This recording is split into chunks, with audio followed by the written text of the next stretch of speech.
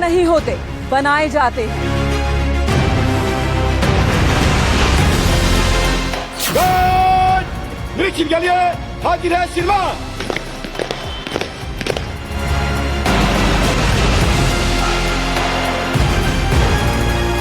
याद रहे जवान, हमारा मेन मकसद होता है एक गोली एक दुश्मन।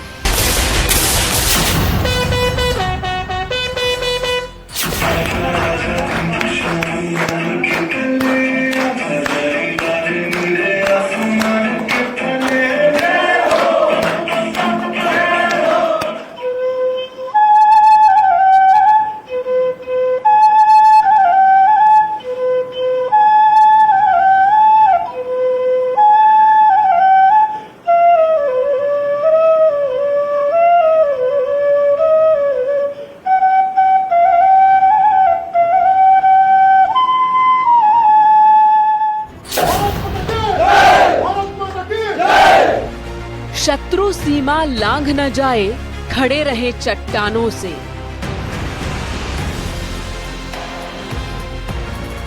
देशभक्ति क्या होती है, तुम पूछो जरा जवानों से।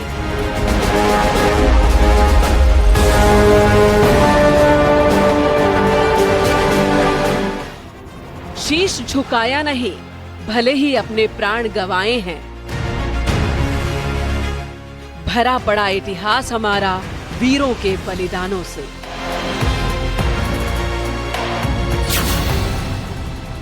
इकतीस बटालियन सीआरपीएफ सुबह 6 बजे। सदन पिछड़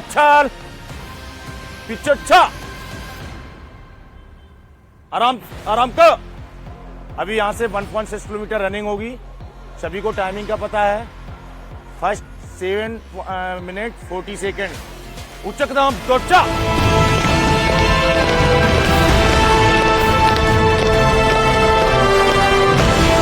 किसी भी जवान का दिन शुरू होता है उसकी ट्रेनिंग और एक्सरसाइज के साथ। वो ट्रेनिंग जो इन्हें एक आम इंसान से किलर मशीन में तब्दील कर देती है।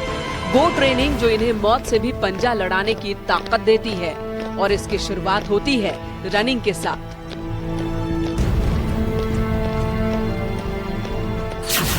जाबाज पैदा नहीं होते, बनाए जाते हैं।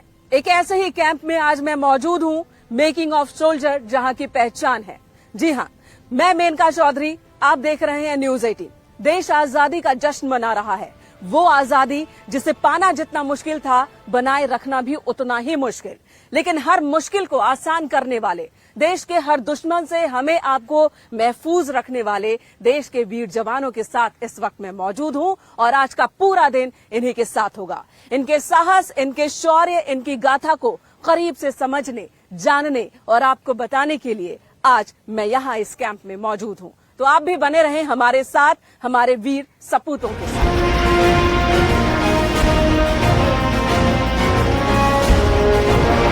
जवानों के सामने हर दिन करीब 1600 मीटर लंबी रेस का चैलेंज होता है।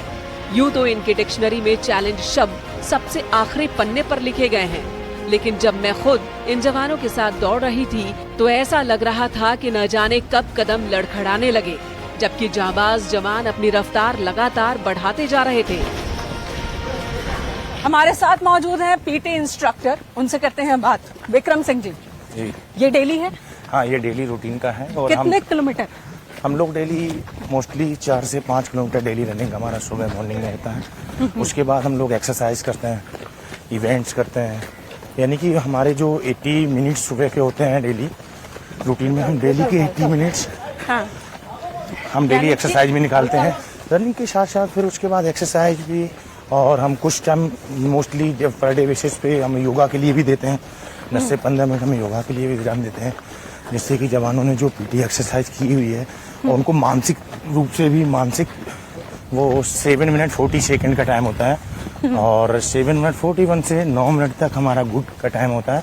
और उसके बाद 9 से 10 तक सेटिस्फैक्ट्री। तो हर रोज ये मार्किंग भी होती है? Yes. किसने कौन सी जगह पे हासिल किया? यस।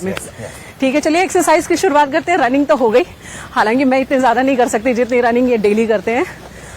चलिए एक्सरसाइज शुरू करते हैं।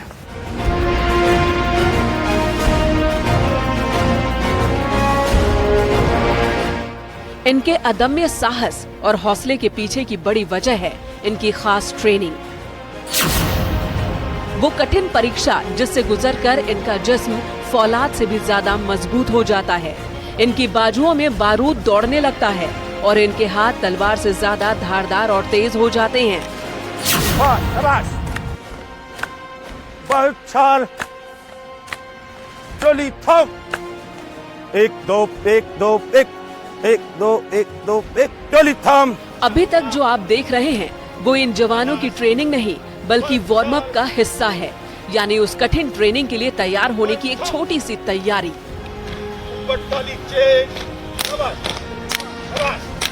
एक कमांडो हर रोज जंग में होता है। जब वो जंग के मैदान में होता है तब तो लड़ाई होती ही है, लेकिन जब जंग के मैदान से बाहर होता है तब भी एक लड़ाई चल रही होती है। ये लड़ाई उसके खुद के साथ होती है। हर रोज जवान इसी तरह से पसीना बहाते हैं और इनके शरीर से निकलने वाले पसीने के एक एक बूंद से इनका जिस्म फौलादी होता जाता है।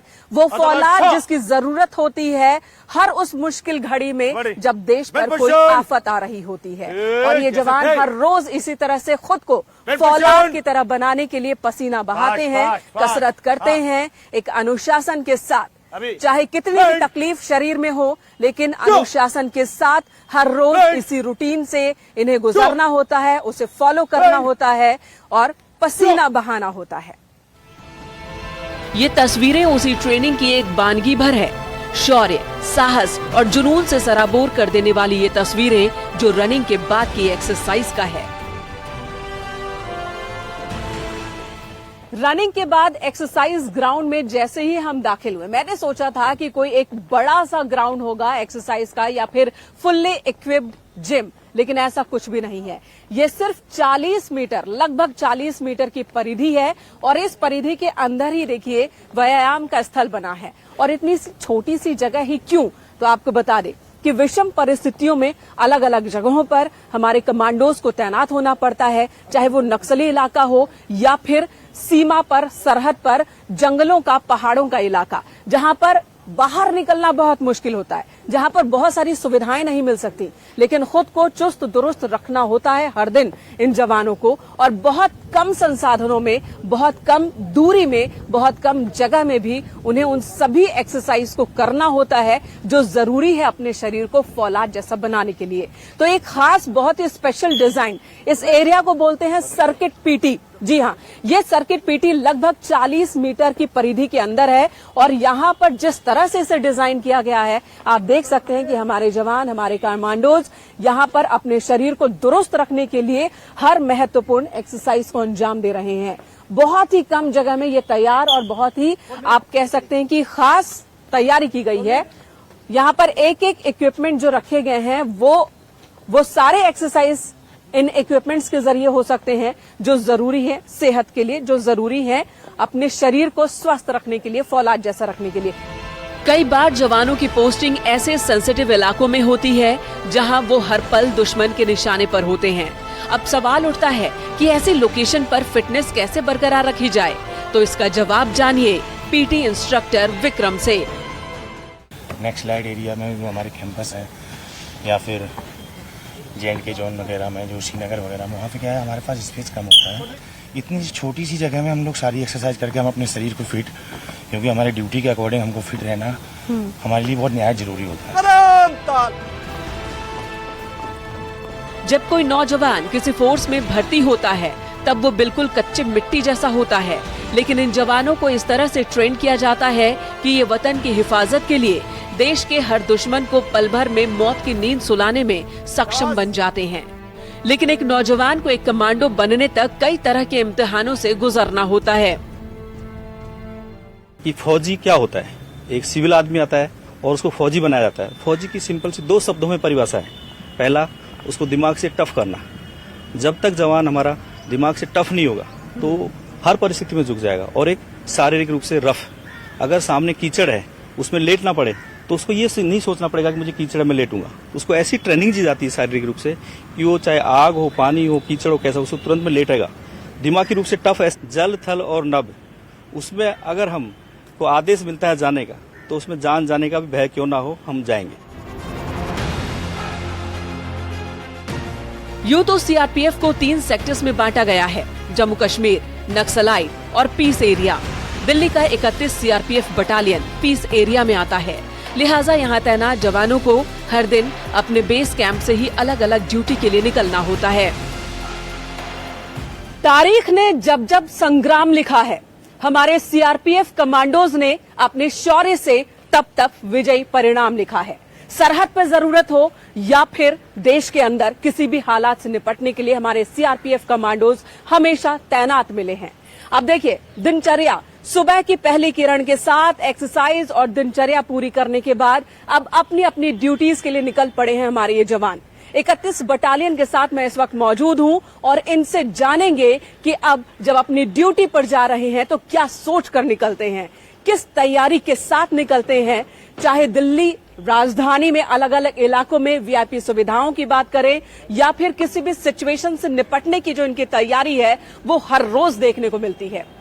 तो देखिए, अब निकल चुके हैं हमारे कमांडोज अपने अपने गंतव्य की ओर और ड्यूटी पर तैनात होने के लिए।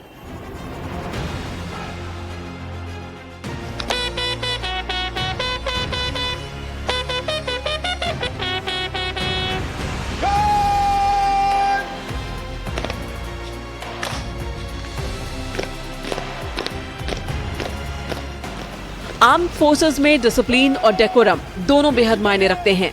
डिसिप्लिन तो आपने देखा, अब डेकोरम देखिए, कैसे ये जवान अपने बटालियन में आने वाले वीआईपीज का स्वागत करते हैं।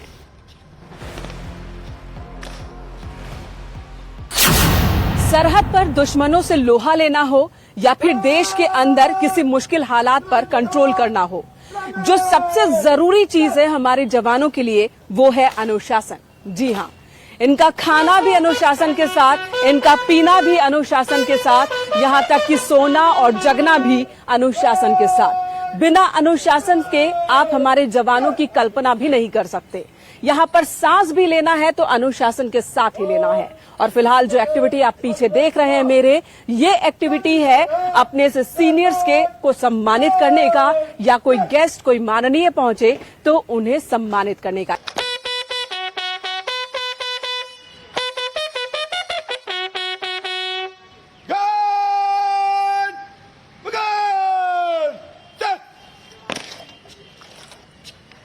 इसी के ऊपर गार्ड ड्रिल करती है। जितनी अच्छी आवाज होगी, ऊंची आवाज होगी, उतना ही जवान अच्छा ड्रिल करेगा। अब तो कौन कौन से खास मेहमान यहाँ पर आ चुके हैं? यहाँ तो हमारे जो दिल्ली के बड़े अधिकारी हैं, डीजी साहब, आईजी साहब,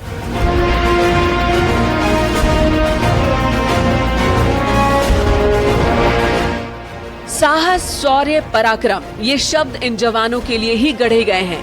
हम अपने जाबाजों को उनकी सेवा के बदले बस उन्हें नमन करते हैं, जबकि ये जवान अपना सर्वस्व न्यौछावर करने का सामर्थ्य रखते हैं। और ये सामर्थ्य हासिल करते हैं अपने इष्ट की भक्ति से, यानी भक्ति से शक्ति मिलती है, वो शक्ति जो इन्हें बनाती है अजेय।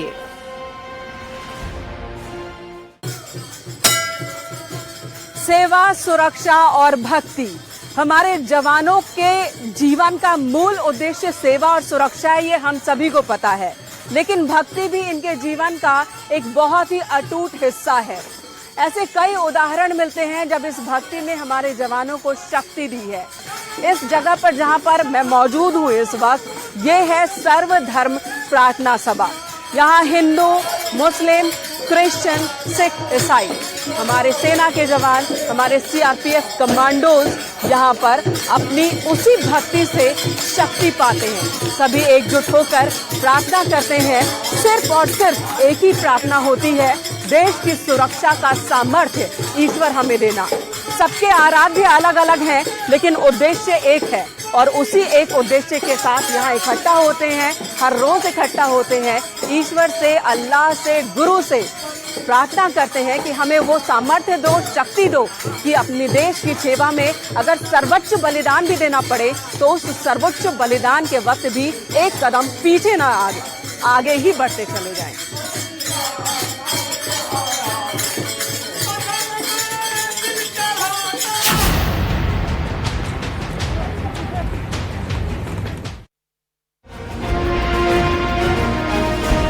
कोई कन्याकुमारी से है, कोई जम्मू से, तो कोई असम, झारखंड या राजस्थान से, लेकिन ये सब एक यूनिफॉर्म में एक मिशन, एक सोच लेकर एक साथ खड़े नजर आते हैं।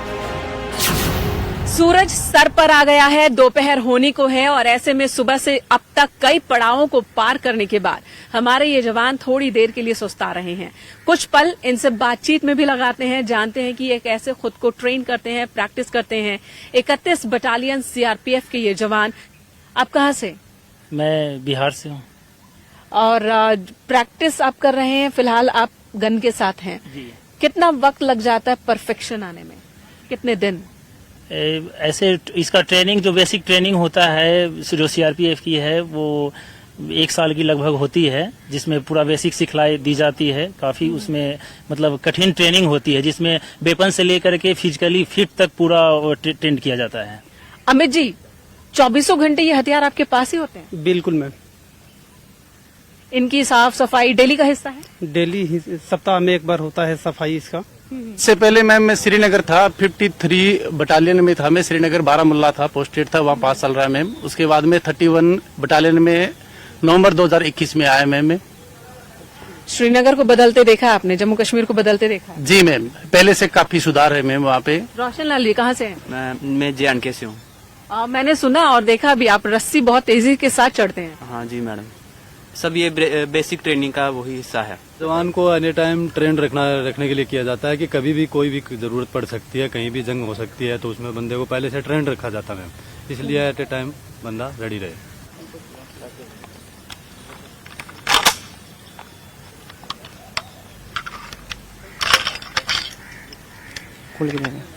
ये पूरा ओपन पोजीशन जी। अब अगर आपको टारगेट को लेना है, जी। किस तरह से तैयारी करते हैं?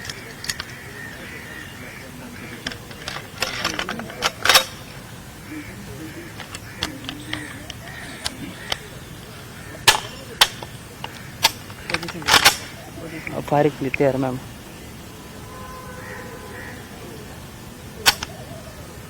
और इसमें कितना वक्त लगता है आपस में जब कभी करके देखते हो? जितना जल्दी हो जाए मैम, 2-4 सेकंड में, 5 सेकंड में, जितना जल्दी हो जाए। 2-4 सेकंड में सारा प्रोसेस हो जाना चाहिए। दिन भर की कठिन ट्रेनिंग के बाद वक्त था सीआरपीएफ जवानों से रूबरू होने का, जिसमें हमें कई दिलचस्प किस्से जानने को मिले। हथियारों के साथ तालमेल, दोस्ती कितनी जरूरी है?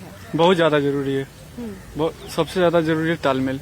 अच्छा, अभी तक आप लोगों ने ब्रेकफास्ट नहीं किया है, सुबह से प्रैक्टिस कर रहे हैं, पीटी प्रैक्टिस, थकान नहीं हो रही है?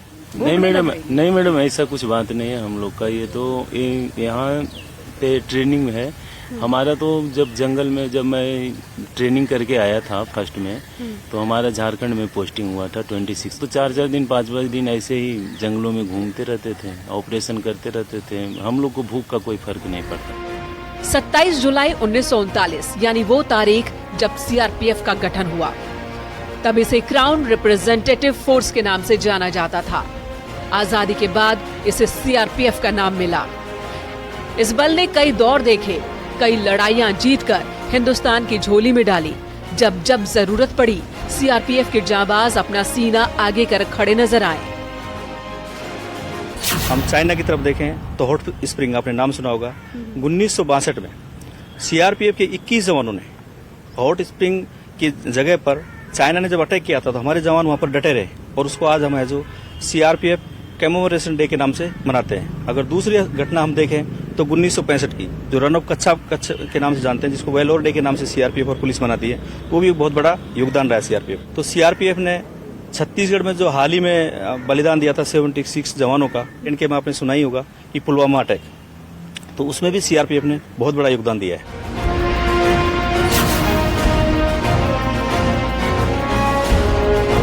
क्लास आराम से बैठ। अभी 5 मिनट का ब्रेक होगा, उसके बाद में हम टैक्टिकल मोमेंट करेंगे। टैक्टिकल मोमेंट का अभ्यास करेंगे, साथ ही जो आपने सिखलाई लिया है शिस्त लेना और फायर करने का, इसका प्रैक्टिकल अभ्यास होगा।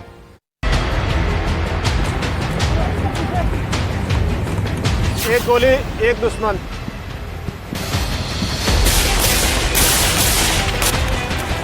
कोई दीवाना कहता है, कोई पागल समझता है, मगर धरती की बेचैनी को बस बादल समझता है।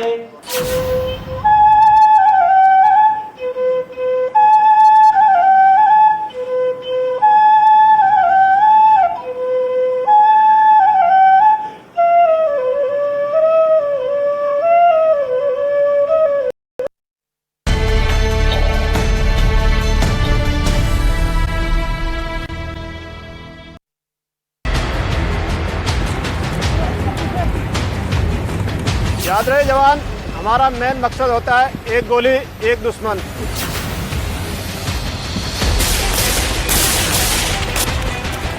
कोई दीवाना कहता है, कोई पागल समझता है, मगर धरती की बेचैनी को बस बादल समझता है। तू मुझसे दूर कैसी है, मैं तुझसे दूर कैसा हूँ, ये मेरा दिल समझता है या तेरा दिल समझता है।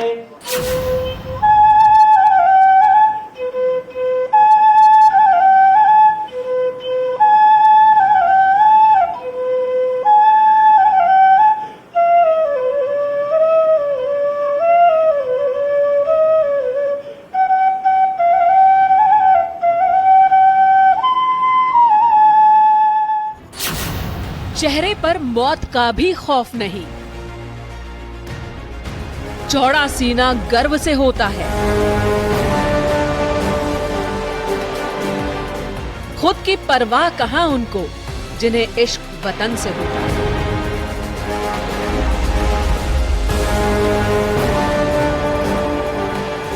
ब्रेक के बाद स्वागत है आपका, आप सभी का हमारे खास प्रोग्राम में एक बार फिर से। देश आजादी का अमृत महोत्सव मना रहा है और इस खास मौके पर मैं मौजूद हूं 31 बटालियन सीआरपीएफ के साथ। जांबाजों की कहानी में अब तक हमने उनकी मॉर्निंग एक्सरसाइज से लेकर डिप्लॉयमेंट तक की कहानी देखी, लेकिन इन सोल्जर्स का असली इम्तिहान अब होने वाला है। हर जवान को ट्रेनिंग के अलग अलग पड़ाव से गुजरना होता है, लेकिन ऐसा नहीं कि उनकी चुनौतियां ट्रेनिंग के बाद खत्म हो जाती हैं। जोश! अभी हम करेंगे physical efficiency test. Physical efficiency test के दौरान हम 5 इवेंट करेंगे। 1.6 किलोमीटर रन, इसमें आपको एक्सलेंट समय में आना है। वर्टिकल और हॉरिजॉन्टल रोप। नेक्स्ट फायरमैन लेप, जिसमें आपको एक जख्मी को उठा के और दौड़ना है। नेक्स्ट 9 फीट डिच होगा, उसके बाद में स्विमिंग होगा। हाउ इज द जोश? कमांडो सावधान। यूं तो सीआरपीएफ को 3 सेक्टर्स में बांटा गया है, जम्मू कश्मीर, नक्सलाइट और पीस एरिया। लेकिन किसी भी जगह पोस्टिंग हो, हर जवान को फिजिकल एफिशिएंसी टेस्ट से गुजरना होता है।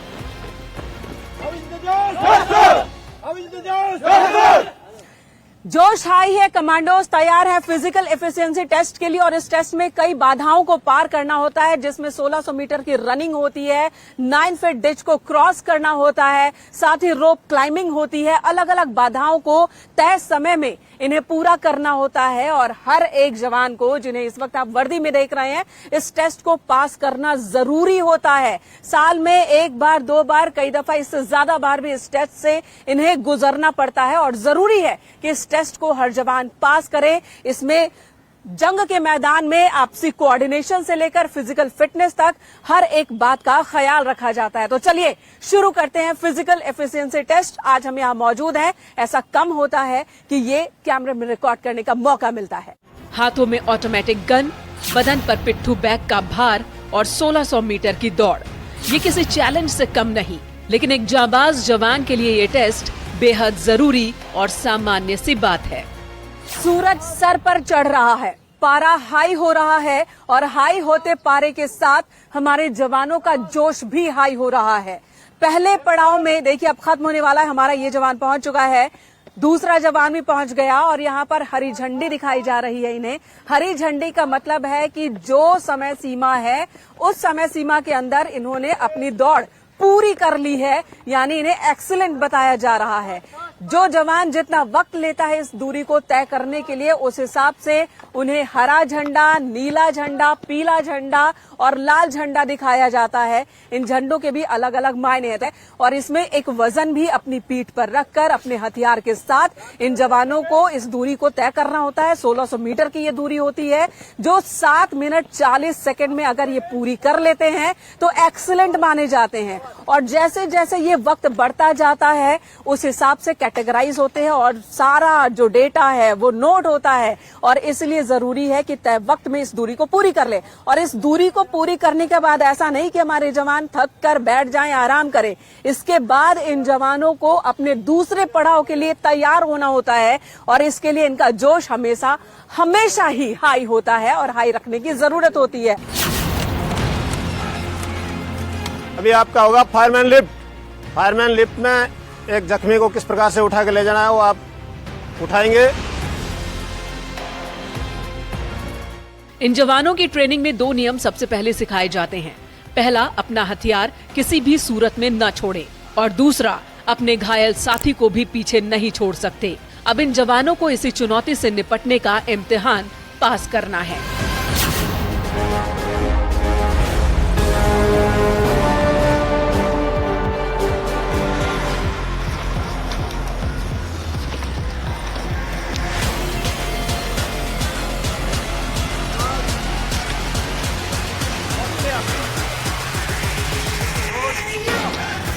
घायल साथी का रेस्क्यू करना हो या दुश्मन की मान में घुसकर तबाही मचाना, अपने हर काम में हिंदुस्तान के ये जांबाज बेहद माहिर होते हैं।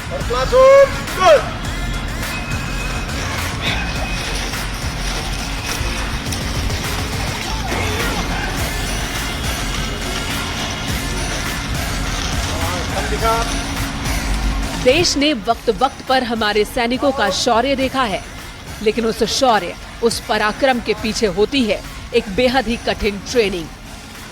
पीठ पर हथियार है और ये जवान तैयार हैं अपने अगले मिशन के लिए, और इस मिशन में इन्हें 20 फीट की इस ऊंचाई को पहुंचना है, वो भी एक रस्सी के सहारे।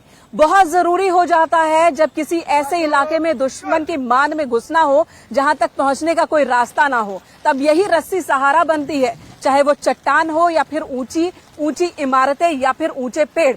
इसी तरह से हमारे जवान पलक झपकते ही पहुंच जाते हैं दुश्मन के मान तक, और वहां जाकर सेंधमारी करते हैं, दुश्मनों को पस्त करते हैं, और फिर इसी तरह से ही पलक झपकते लौट आते हैं वापस। तो ये अगला एक्सरसाइज का पड़ाव था। इसके आगे कुछ और एक्सरसाइज हैं, वहां भी चलते हैं।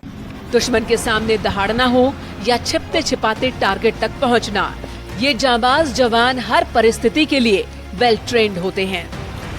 कभी चीते को उसका शिकार करते आपने देखा है?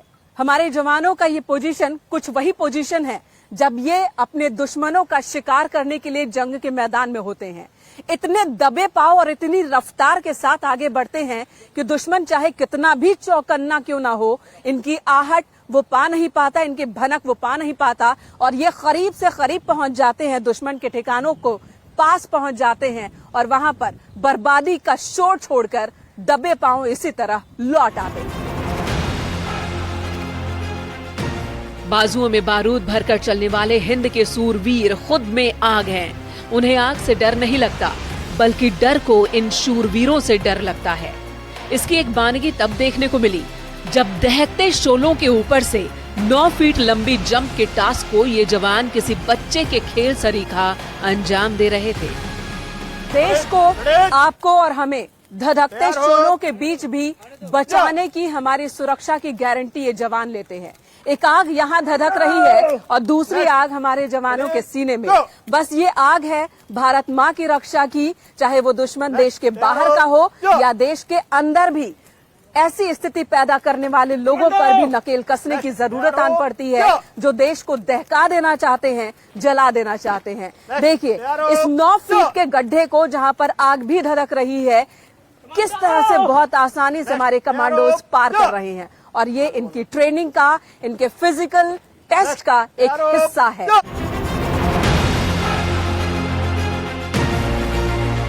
याद रहे जवान, हमारा मेन मकसद होता है एक गोली एक दुश्मन। हथियार हर सोल्जर की ताकत होता है। हिंदुस्तान के रखवाले आज दुनिया की सबसे बेहतर वेपन से लैस हैं, लेकिन सशस्त्र सैनिक को हथियारों की सबसे पहले ट्रेनिंग लेनी होती है।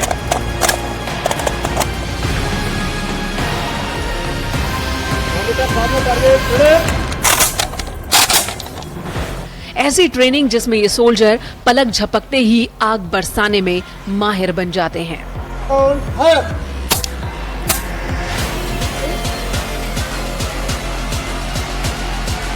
डाउन,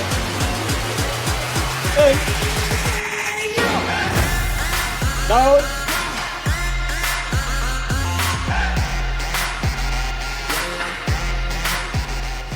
किसी भी देश के सबसे घातक हथियार होते हैं उसके सैनिक, और उसके सैनिकों के पास दो हथियार होते हैं, पहला साहस और दूसरा अत्याधुनिक मौत बरसाने वाले, दुश्मनों को ढेर कर देने वाले ये अत्याधुनिक हथियार।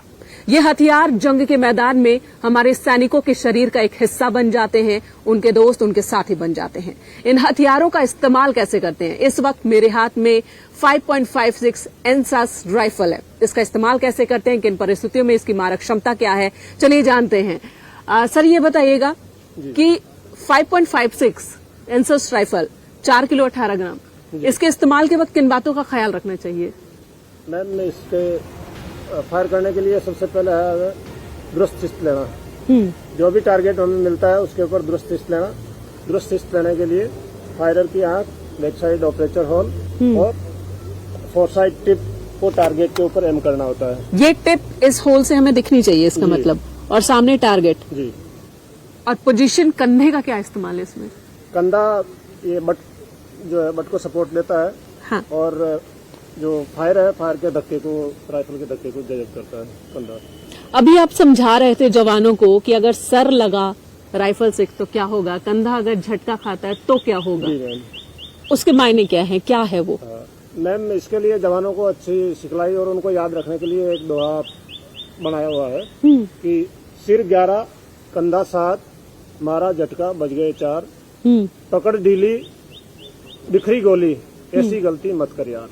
यानी जब एक फायरर फायर के डर से जो सिर है उसको राइफल के बट पर मारता है तो गोली 11 बजे की लाइन में लगती है। हथियारों की ट्रेनिंग के साथ टेक्टिकल मूवमेंट और उस सिचुएशन को हैंडल करना इन जवानों के सामने बड़ी चुनौती होती है, लेकिन जब सीआरपीएफ के जांबाज एक बार ठान लेते हैं तो दुश्मन को नस्तानाबूद करके ही दम लेते हैं।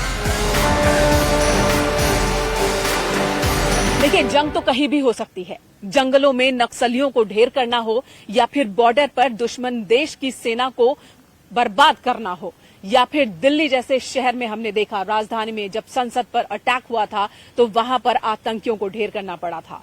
महाराष्ट्र में हमने देखा, मुंबई अटैक को हमने देखा। यानी कि हमारे जवान खुद को सुरक्षित रख के किस तरह से दुश्मन को ढेर करें, ये डिपेंड करता है उस वक्त उनके लिए गए फैसलों पर, जिसे कहते हैं टैक्टिकल मूवमेंट। उस मूवमेंट के तहत जवान खुद को सुरक्षित रखते हुए टारगेट को हासिल करते हैं। यहां पर एक सिचुएशन बनाई गई है।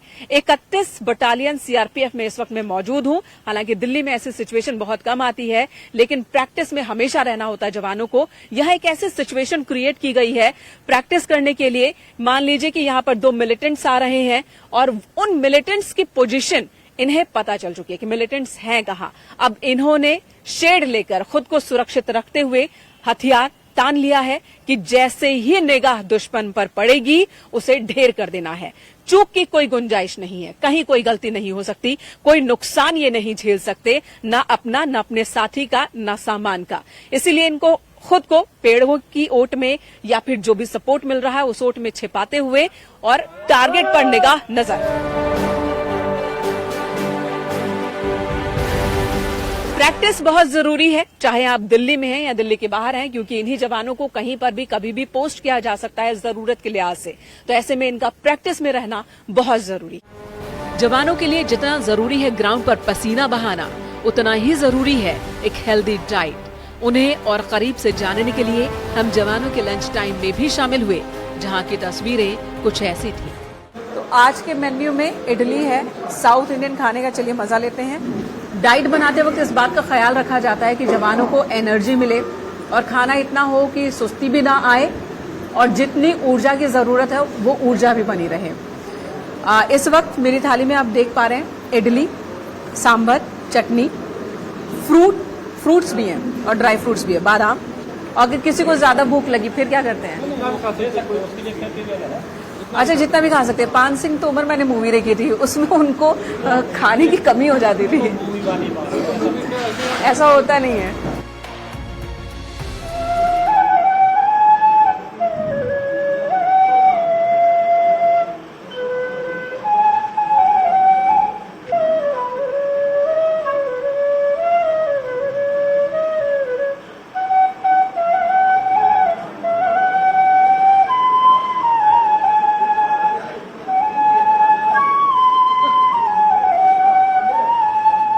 बताएं कि आप में से कितने लोग गाना गा सकते हैं।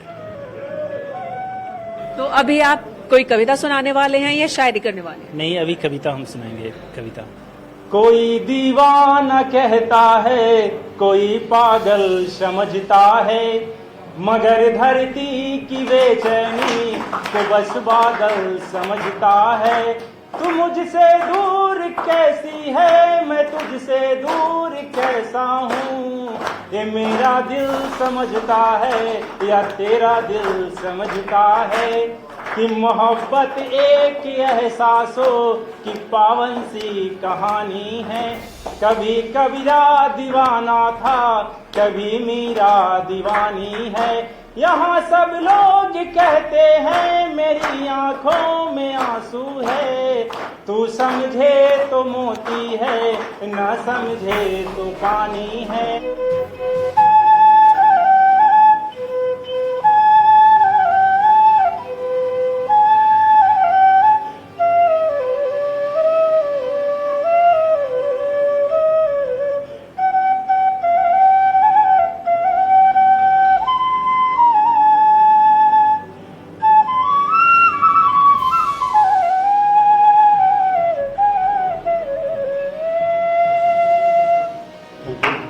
आपने जिम्मा उठाया। Please please come.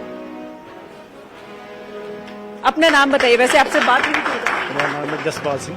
चेन्नई की गर्मी ना होती, चेन्नई की गर्मी ना होती, कश्मीर की सर्दी ना होती, चेन्नई की गर्मी ना होती, कश्मीर की सर्दी ना होती, मैं तुमसे मिलने जरूर आता अगर मेरे तन पे ये वर्दी ना होती, मेरे तन पे ये वर्दी ना होती। दीवाने तो यहाँ हम भी हैं, दीवाने आप भी हैं। दीवानगी हर किसी में होती है, किसी में महबूबा के लिए तो किसी में वतन के लिए। यहाँ जो मौजूद हैं वर्दी में, इन सब में वतन के लिए दीवानगी।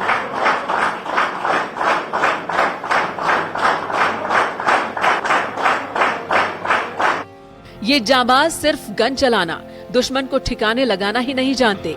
अब तक की तस्वीरें देख आप समझ गए होंगे कि इस वर्दी के पीछे कोई शायर है तो कोई डांसर, लेकिन डांस भी करते हैं तो देशभक्ति के गीतों पर।